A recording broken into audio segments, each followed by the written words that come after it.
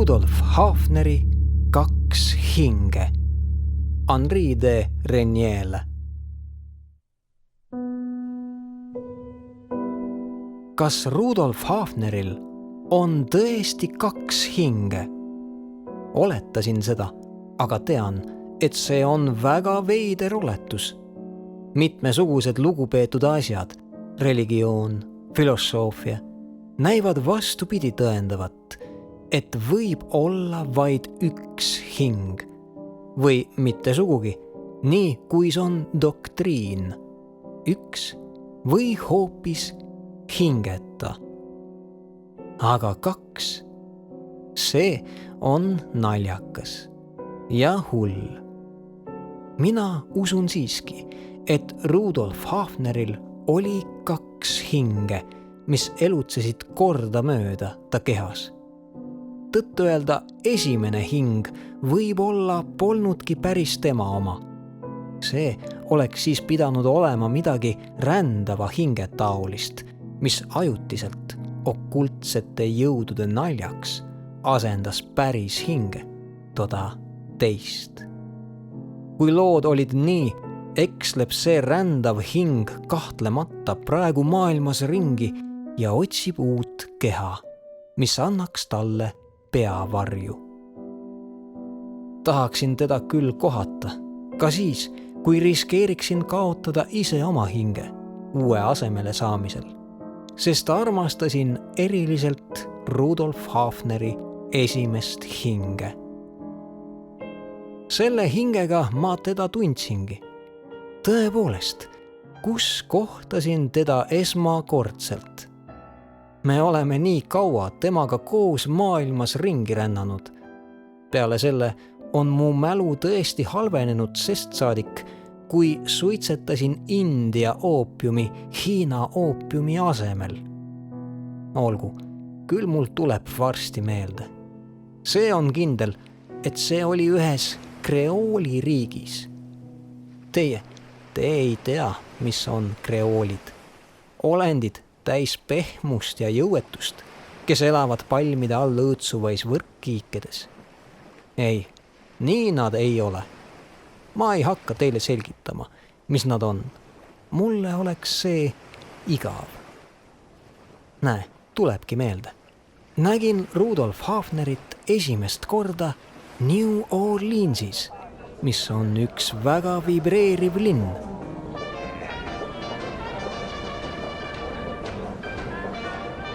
Olin seal juba 8 päeva. Mul polnud midagi teha. Ühel õhtul Ruthi juures, kelle vanemad olid tublid inimesed Charles Avenue'l, mu väike seltsiline tegi mulle ettepaneku kaunis haruldaseks lõbustuseks järgmisel päeval. Tal olid kutsed ühele regulation ringile. Need inimesed pursivad võimatult inglise keelt. Pidi olema kummaline võitlus 2 naise vahel. Parima seltskonna naised, kes otsustanud rusikatega lahendada üht väikest tüli sõprade ja sõbrannade ees. Need jänkidest sõimatud kreoolid on imeks panna. Nad ei või midagi teha kinniste uste taga, isegi mitte üksteisel juukseid katkuda. Sest mu seltsiline jutustas mulle detaile. See polnud mõni lihtne sportlik väljakutse, veidike ekstravagantne. Ei, üks tõeline võitlus, päris tõsiselt. Põlgus, armu, kadedus, reetmine, ma ei tea täpselt, ning reeglipärane kutse 2 võitlusele. Tähendab, halastuseta võitlus, üsna liigutav, vististi verinegi. Muidugi läksin sinna.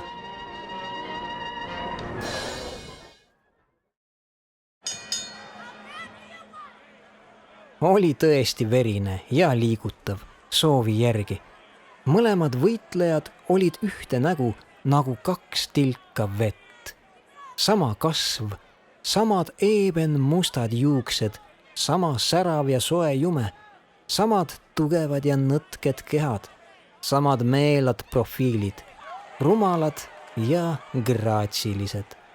See on ainulaadne Louisiana kreooli tüüp. Väga võluv muide. Nad tormasid vihaselt üksteise kallale, inglise moodi, käed kõvendatud suurte poksikinnastega, pea ja rind paljad. Nad kandsid ühesugust operetirõivastust, kakluse mundrit, mustad siidtrikood, atlasest puhvpüksid ja väikesed heledad pihikud, pisut garneeritud pitsiga. Veerand tunniga olid kõik räbalais. Nad jagasid hoope nagu kuradid, püüdes üksteist vigastada. 2 prantslannat oleksid selle lõpetanud silmapilkselt, vajaduse puhul närvikriisiga. Need siin süvenesid taplusse 65 minutit kella järgi. 6 ringi ilma tagajärjeta, 7 kuni äärmuseni. Üleliigne öelda, et alates teisest ringist etendus oli jälestavam kui koerte kisklemine. Näod paistetanud, verised, haledad, rinnad lõhki, õlad sinise ja mustavöödilised, jätkasid nad üksteise haamerdamist kõigest jõust, ilma kisata, ilma pisarateta, nagu loomad, kes nad olidki. Ja kui ma läilusest pöördusin kõrvale, nägin veidike eemal meest, tähelepanelikku, kuid ilma julma läiketa silmis, mis hiilgas igas kreooli või jänki silmas, kõhna ja peent, habemeta, kelle otsmik oli kumer ja valge nagu elevandi luu lokkavate tumedate juuste all ning kelle kaunis safiirsiniseis silmis oli metallihelk nagu terasel. Olin tol ajal väga impulsiivne, hoopis kaitsetu oma esimeste sümpaatiate vastu. Rudolf Hafner võitis mu samal momendil, nii et läksin otse ta juurde ja võtsin tal käest kinni. Miks, ütlesin, teie vaatate seda vastikut asja? Ta uudistas mind mõne hetke, ilma ühegi hämmastuseta. Siis juhtides pilgu uuesti ringile. See on tsiviliseeritud lõbu, vastas. Tajuda primitiivset alasti instinkti. Ning ta surus mu kätt. Hetk varem põimis mu seltsiline, väike Ruth, kes duellante silmadega sõi, närviliselt oma sõrmed minu omadega. See juhtus ühel traagilisel silm silma vastu momendil ja lapse sõrmede pigistuses ma tundsin sadistlikku sensuaalsust, ärritatud brutaalsest etendusest. Hafner surus mu kätt tugevamini, aga tema surumises polnud ei sensuaalsust ega ärritust. Ta oli rahulik ning oma närvide peremees. Meie käed surusid teineteist ainult sümpaatia mõjul, vastastikune sümpaatia, äkiline. Sellest minutist saadik oli meie vahel sõprus, haruldaselt intiimne, mis kestis väga kaua, kuni meie lahkuminekuni. Kui veider, ütles ta veel hetke pärast, lakkamata seekord taplust vaatlemast. See pole ju muud kui Newtoni seaduse järeldus. On kindel, et kui ükskõik kes oleks mulle öelnud selle väljajättelise lause, ma oleksin arusaamatult naeratanud.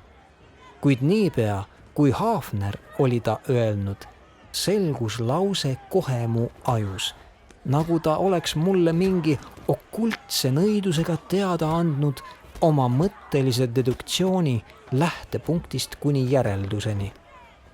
Teadsin kindlasti, et armukadedus oli tõuganud mõlemad võitlejad areenil üksteise kallale ja kuna armukadedus on vaid armastuse järg, võis ilma paradoksita siduda kõik, mis sündis me silmade ees, sugude külgetõmbega, maailma külgetõmbe võime alles uurimata vormiga.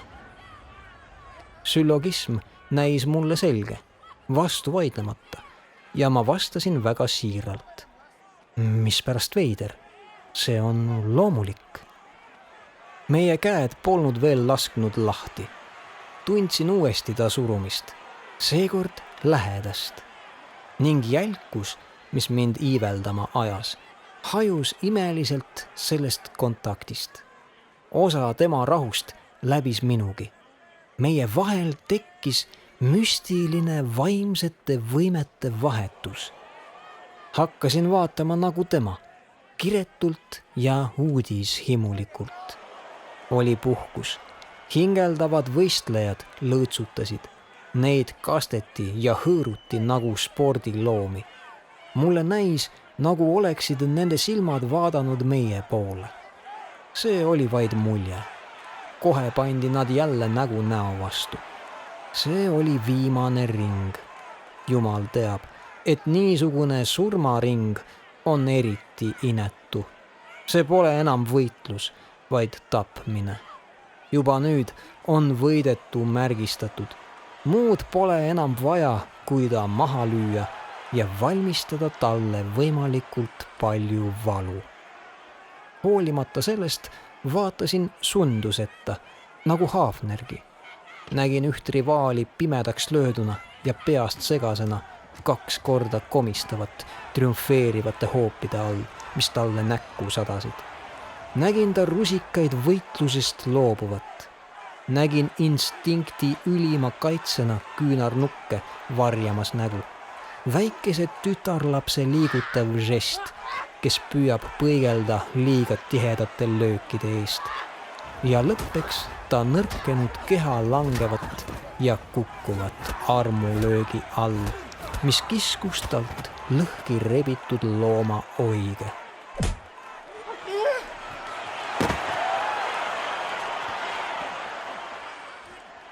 See oli lõpp. Võitja viidi ära, vaevalt vähem materdatud. Ning mina pidin võtma Miss Ruthi väriseva käsivarre. Kuid Hafner ei hüljanud meid. Ta tahtis saada esitletud tütarlapsele. Siis alles taipasin, et ma ei tea temast midagi. Ei nimegi. Ta naeris selle üle ja esitles. Rudolf Hafner, välismaalane. Rohkem ta ei öelnud midagi. Kuid ma olen alati pidanud koomiliseks inimeste kommet, kes väiklaselt informeerivad teid ametist, mille orjad nad on, ja sängist, kus kunagi nende isa paiskas seljali nende ema. Nagu oleks selles midagi, millega hoobelda. Sõime koos Mössi juures vähke. Teate, Inglise kvartali restoran. Ja kuulsin teda esimest korda jutlemas. Selles oli kirjeldamatut sarmi. Mitte vaimukuste ilutulestik, ei ka sügavmõtteliselt sisukas ja tõhus lause. Ei, vaid graatsia, kergus, unelmaluule, siin ja seal huupi mõni idee, rabav paradoks, mõni uus ja üllas tõde, ootamatu ja vastuvõetav jämedus ning igas mõttenurgas midagi tundmatut, arusaamatut, midagi sealtpoolt. Fantoomi kõnelus, kes oleks poeet, filosoof ning inimene. Ega ma ei saakski teile anda täpset tunnet ja kõik, mis ma kirjutan, ei sarnane sellega rohkem kui ahvi grimass Gioconda naeratusega. Ta hülgas meid peaaegu kohe. Ütlen peaaegu kohe, sest nii näis mulle. Tegelikult olime koos õhtuni. Ta hülgab meid, ütles ta, et minna pooleks tunniks suitsetama, enne kui riietub frakki. Ta sööb väljas. Kelle juures? Küsisin ilma diskreetsuseta ja ilma mõtlemata, et see pole minu asi. Madame B juures, vastas ta kõhklemata, selle juures, kes äsja võitles. Ta läks minema, määrates enne mulle kohtamise õhtul. Niipea, kui ta oli lahkunud, selgus mulle, et miss Ruth oli tasse hullusti armunud. Ta nägi teda esimest korda ja oli vooruslik, kuid 3 päeva hiljem ta sai Hafneri armukeseks, peaaegu vägisi. Hafner ei tahtnud teda.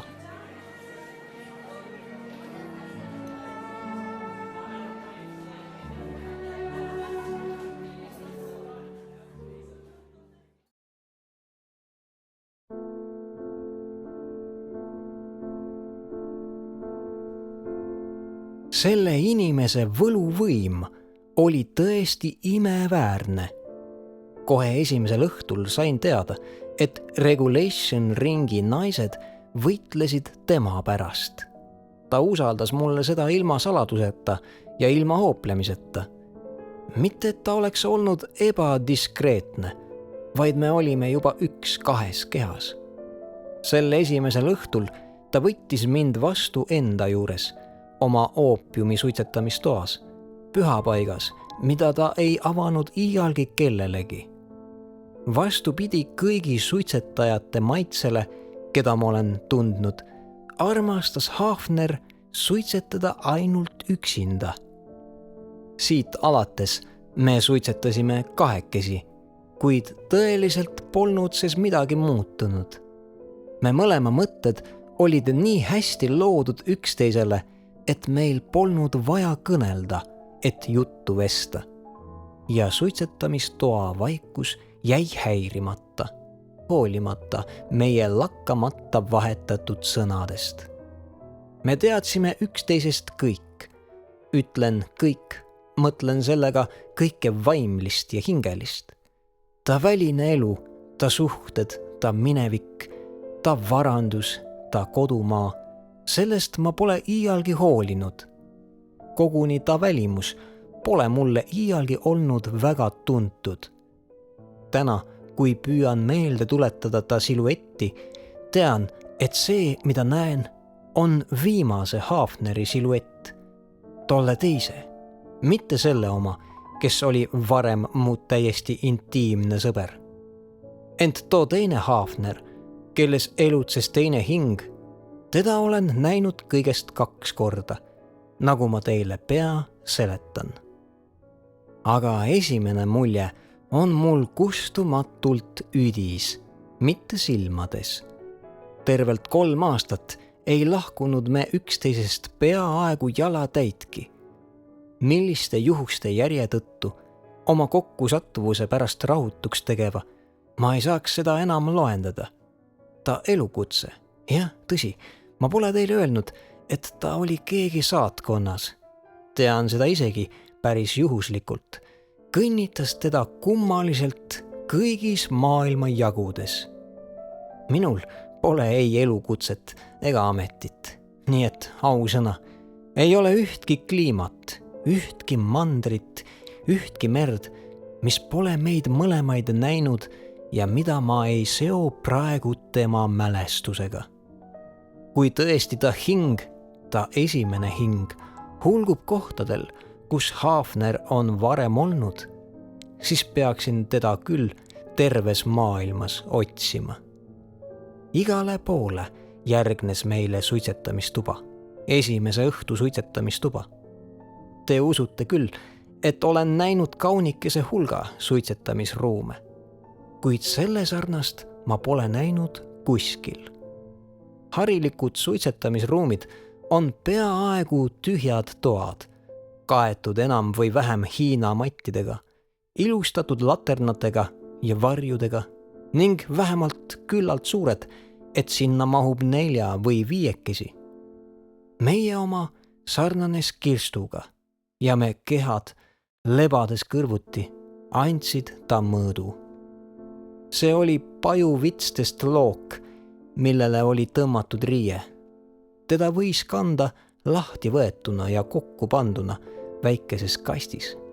Matti ei olnud. Oli ainult abüssooni vaip. Ei midagi hiinalikku, ei muud kui tikitud siid, mis kumerdus madala võlvina ja langes seintena suitsetajate ümber. Hafner kuulutas, et oopium pole Hiina, vaid ülemaailmne. See siid imbus ruttu oopiumist. Must suits vangistatud kitsasse ruumi küllastas ta lõhna ja joobumusega. Nii, et juba mõne piibu järel me ei tarvitsenud enam suitsetada. Hingasime sisse kohale jäänud oopiumi ja jumalik unelm külastas meid ilma rohkema vaevata. Ent ega see unelm polnud meile mõlemale üks ja seesama. Oopium mõjus Hafnerisse kummaliselt. Ükski harilik tunne ei vastanud tema omadele. Ja ometi on need harilikud tunded nii mitmekujulised. Pöördun siin kõigi suitsetajate poole ning on isesugune vahvus rääkida midagi oopiumist, mis oleks alles ütlemata. Aga on tõsi, ka selles ei sarnanenud Rudolf Hafner teiste inimestega. Oopium ei kinkinud talle joobumust, normaalset joobumust, mis naelutab teid mõnusasti, kuid kõvasti maa külge, kuigi olete kergem, painduvam ja õrnem kui vaim. Aga Hafner jäi sagedasti mitmeks tunniks suitsetamistuppa kirstu, et jälgida oma mõtete aktiivset lendu musta suitsul lainetavais kapriisides. Ja niipea, kui talle meeldis, võis ta tõusta, ilma et oleks olnud haige või tundnud iiveldust ning asuda oma tegevuse juurde. Loogiliselt järeldades keeldus oopium talle andmast eksterritorisatsiooni. Seda suitsetaja oivalist andi vabaneda mõneks ajaks elust, ajast ja endast. Mitte enam olla isik, vaid ainult pisike osa kaaluvast mateeriast, võõras kõigile kehadele ning oma fantaasia järgi kaasaegne kas Kleopatrale või 30. sajandile. Hafner jäi alati Hafneriks, ei rohkem vaba, ei paremini mõtlev, nagu suitsetamistoas, nii mujalgi. Oopium jäi temas latentsesse olekusse, vähem energiline, vähem tormakas, kauemini kestev.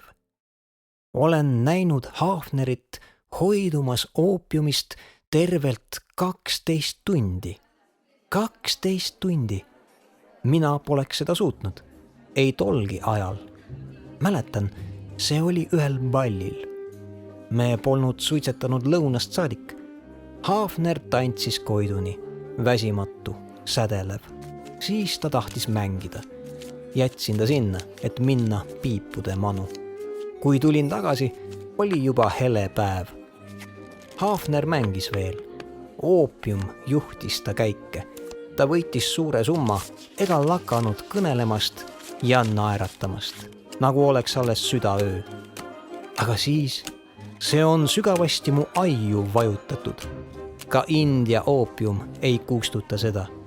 Siis nägin midagi, mis tegi rahutuks minugi, vana suitsetaja.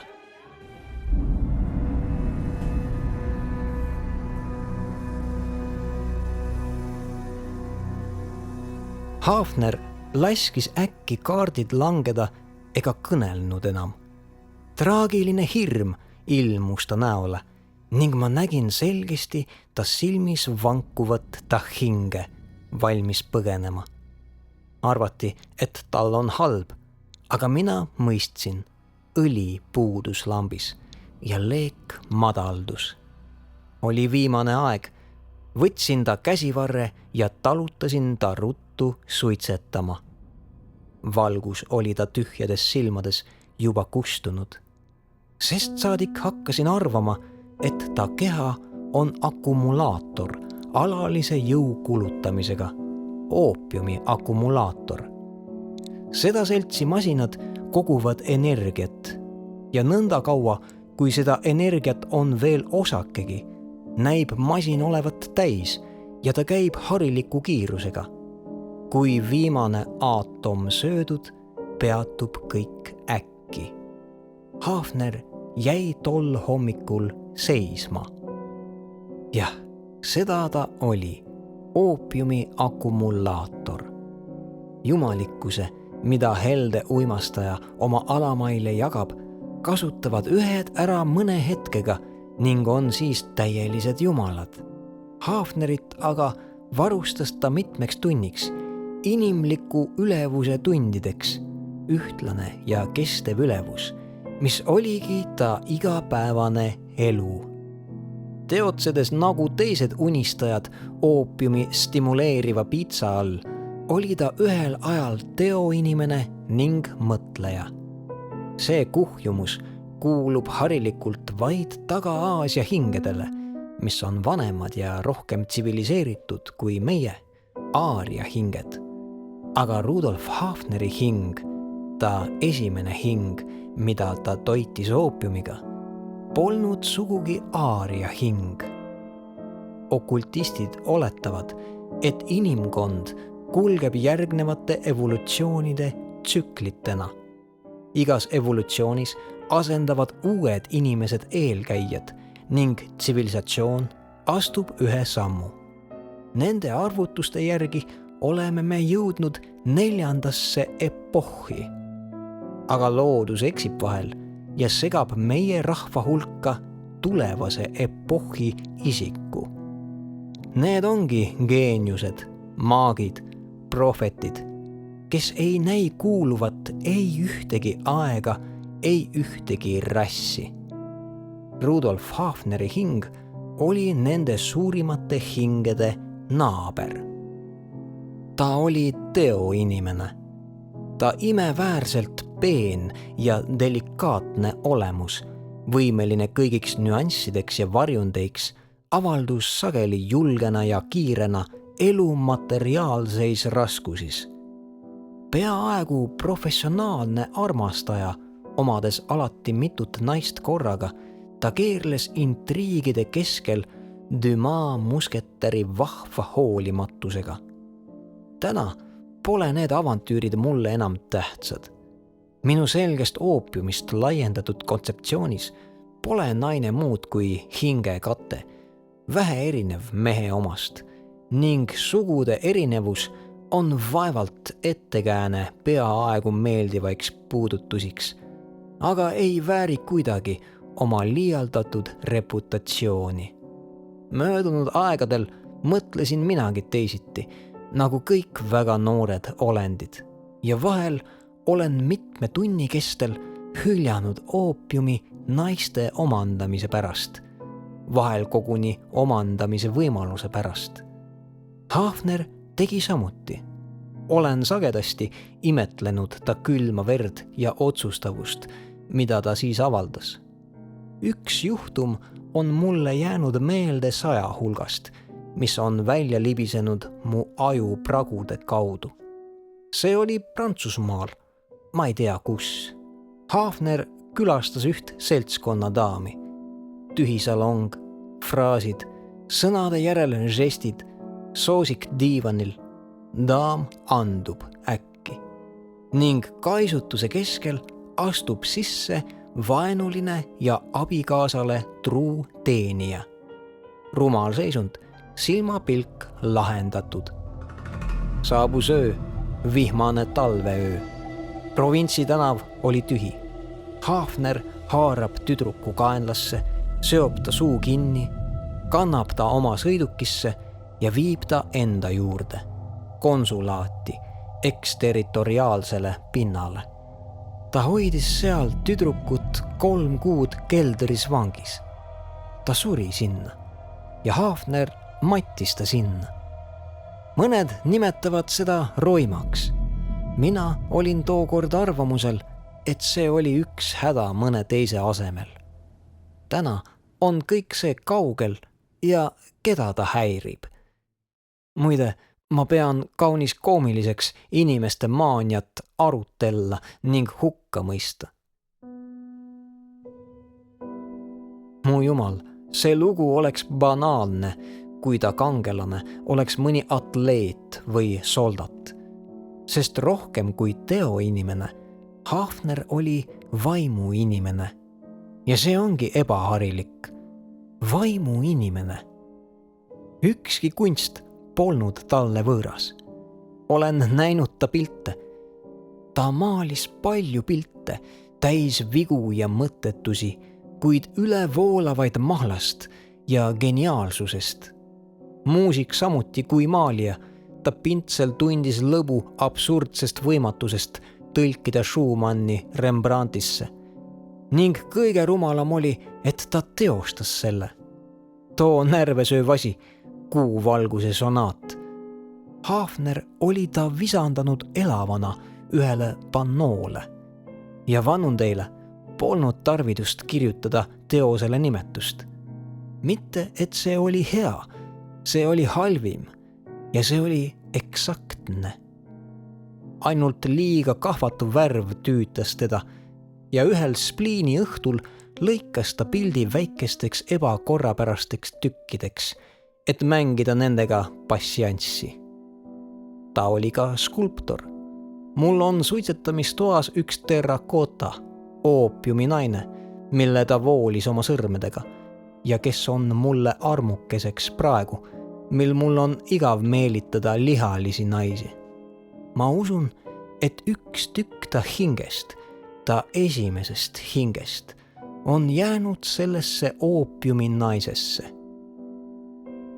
Ütlesin muusik, poeet ka, oivaline poeet, ebaühtlane, hingeldav, aga puhas nagu läte ja jumalikkude värsside pillaja.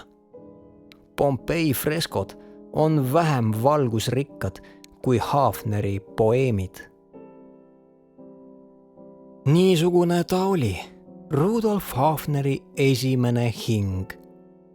Mitte ühekski tunniks me 3-aastase sõpruse, 3, 4, ei ainsakski tunniks ei väsinud ta geenius, ainsakski tunniks ta hing ei langenud inimese banaalse nivooni, vaid nägin teda päevast päeva kasvavat tarkuses ja peenuses. Näiteks pigem ei maksaks kirjutada edasi. Ei ole mõistlik huupi kõnelda oopiumist.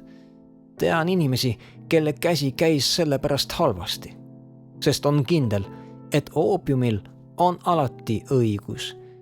Kui ta on pahane kellelegi, siis ta teab, mis pärast. Ning teie ja mina, meil pole ju midagi seal vaadata, eks ole. Jah, parem oleks mitte kirjutada, aga te ei saaks aru.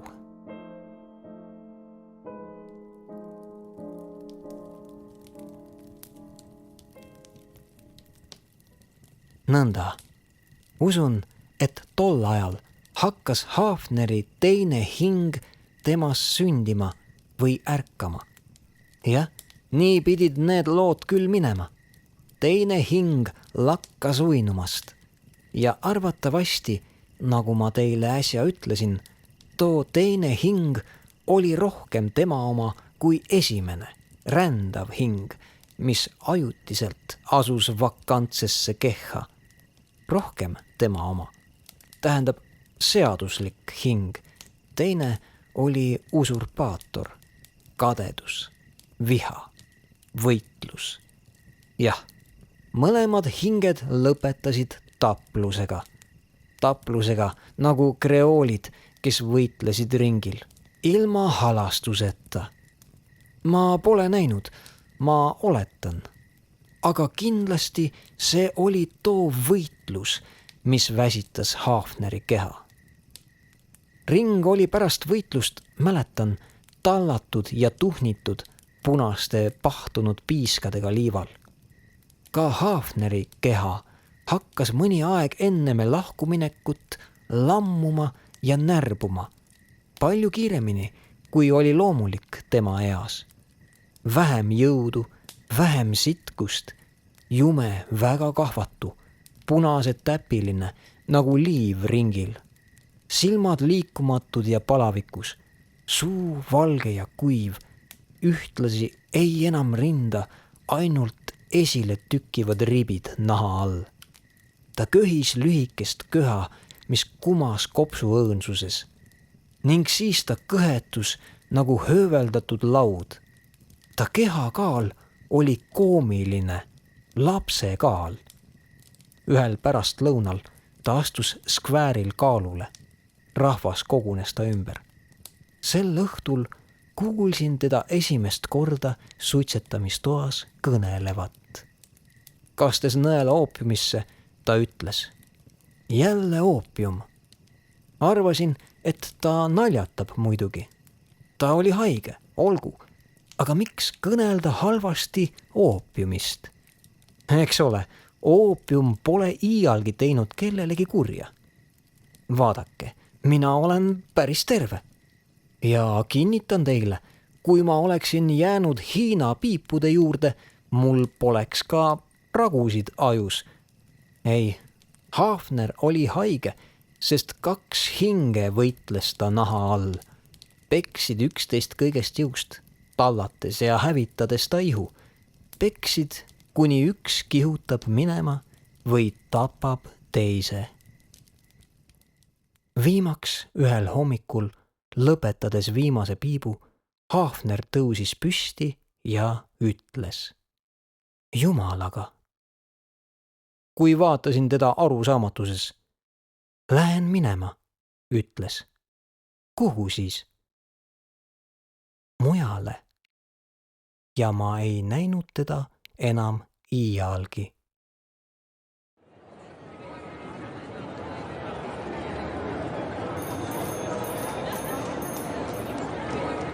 Iialgi enam, kuni eilseni. Eile Blanche'i uulitsal. Seal on üks suitsetamistuba. Ma tõukan ühele härrale külge, kes kõndis nina ajalehes. See oli Rudolf Hafner. Alul ta ei tundnud mind. Tont võtku. Olen vananenud, tean hästi. Mu pale on nüüd vajunud lohku ja ma kõnnin kepi najal. Tema näis mulle endiselt noor, kuid siiski muutunud. Võtsin ta käe. Ta oli väga rahul. Vana sõber, ütles. Milline tore kohtumine. Ja ta keeras oma ajalehe kokku. Nägin, et ta luges Petit Parisieni följetoni. Mul on sulle palju rääkida, kas tead? 5 aastat ikkagi. Olen abielus, vennas. Mul on 2 prisket poissi. Ja ta jutustas mulle oma majapidamisest, oma korterist, oma naise kaasavarast, oma põngerjate supist. Näis, nagu oleks see kõik palju kõrgemal igapäevasest, imeväärne. Ta tegi ka toredasti karjääri. Saad aru, sest saadik, kui olen tõsine. Ta teenis 25 000 saatkonnas ja ühel päeval ta saab kindlasti täievoliliseks ministriks. Kuulasin oimetuna. Kuid suitsetamistoa ees ütlesin talle. Kas tuled ühes minuga? Siia, küsis ta, uudistades maja. Siia jah, suitsetame mõned piibud. Ta kargles nagu kitse tall. Mõtlesin, et ta läheb hulluks. Suitsetada oopiumi, karjus ta. Suitsetada oopiumi. Kas tahad mind tappa? Siis hakkas ta segast kõnet pidama. See olin mina, kes oli hull. Hull suitsetamisest. Tema ei suitsetanud. Ei iialgi enam. Ta oli terveks saanud. Mitte ilma vaevata, pagan võtku. Ta oli kannatanud märtripiinasid, et vabastada oma keha tollest hukutavast kirest. Arvestamata seda, et ta oli terved kuud mõistuseta, tapetud, hõljudes elu ja surma vahel. Aga vähehaaval oli ta saanud jagu. 30-aastaselt saab veel abi, eks ole. Ja ta on läinud paksuks. 80 kilo, vennas. Mis minusse puutub, mul on juba räbal ilme ja kui ma ei taha jalamaid kõngeda, siis ta ei või mulle muud soovitada, kui uputagu ma oma piibud, mis temagi oli teinud. Kuulasin ja mõtlesin. Teine hing. See on teine hing, mis võitis lahingu. Esimesest pole midagi järele jäänud. Ja küsitlesin teda. Ta endine geenius, ta maalimine, ta muusika. Sõbrake, sellega pole midagi teha. Saatsin ükskord salõõni enne abielu. Ei võetud vastu. Ja näed, neil oli pagana õigus. Boheemlase amet, too kunst. Sellega ma ei teeniks mitte võidki oma leivale. Muusika, jah. See aitab alati aega viita. Lõbus muusika näiteks. Vananedes taibatakse paljugi asju. Schumann, Chopin. See kõik on juba bluff. See pole ka närvidele kasulik. Aga muidugi ma kirjutan. Natuke žurnalismi ei tee kellelegi kahju. Teen sellega poliitikat. Ja, ausõna, see tõigi mulle punase lindi. Teine hing. Jumal, kui kahju. Esimene hing, tuline ja valgusküllane. Kus teda veel leida? Ning ma hakkasin vihkama seda Rudolf Hafnerit. Teistsugust ja alatut, kiindunud metalli, väike kodanlusse ja kõhtu. Luule ja ideaali vaenlast, jumaliku oopiumi vaenlast. Kuid ta ei lugenud mu silmist. Ta ei mõistnud mu põlgust. Lõppude lõpuks ütles, mürgita end, kui su süda käsib. Pole minu asi. Aga kui sul on küllalt, tuleta siis mind meelde, sõber. Vaata mind hästi. Kas ma pole suur, turjakas, tugev? Sääraseks võid sinagi veel saada. Üks piip vähem, see on üks päev rohkem elada. Ja elada on pagana hea. Nägemiseni. Ta raputas mu kätt ja astus üle tänava. Vastaspoolsel kõnniteel ta pöördus tagasi ja hüüdis mulle veel. Jah, pagana hea on elada. Ning läks. Ent just samal momendil pääses kivi katuse küljest lahti ja kukkus talle pähe. Ta langes surnult maha.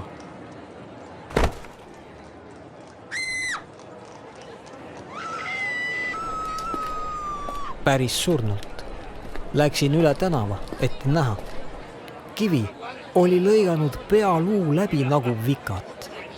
Ja teine hing omakorda minema aetud oli põgenenud. Õiglane revanš üldiselt. Kas te arvate ka?